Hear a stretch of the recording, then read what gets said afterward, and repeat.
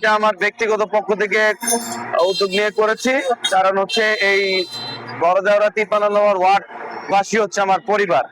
আমার দায়িত্ব হচ্ছে আমার পরিবারের পাশে দাঁড়ানো। আমি চাই না আমার পরিবারের কোনো সদস্য রোগ বালাই হয়ে মারা যাক, ভুগুক।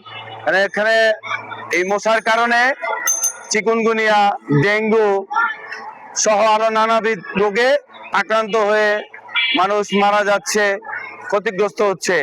তাই আমি আমার ব্যক্তিগত উদ্যোগে আমি এই এলাকাবাসীর জন্য, আমার পরিবারের জন্য আমি এই উদ্যোগটি গ্রহণ করেছি। ইনশাআল্লাহ পর্যায়ক্রমে আমি আমার এই সদস্যদেরকে নিয়ে আমি এই এলাকাবাসীর পক্ষে পর্যায়ক্রমে আরো বিভিন্ন ধরনের কার্যক্রম চালিয়ে যাব।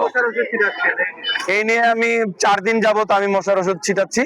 আমার আরো পরিকল্পনা রয়েছে, আরো কয়েকদিন আমি করব।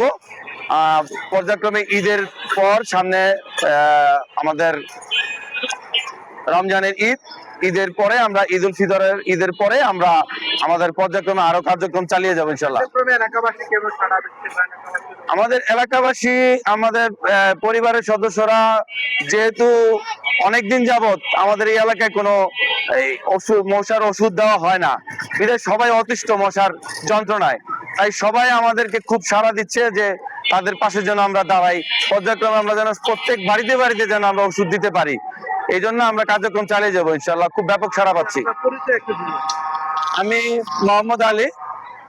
আমি ব্যক্তিগতভাবে আমি একটি রাজনৈতিক সংগঠনের সাথে জড়িত, বাংলাদেশ জাতীয়তাবাদী যুব দল গাজীপুর মহানগর শাখার যুগ্ম আহ্বায়ক।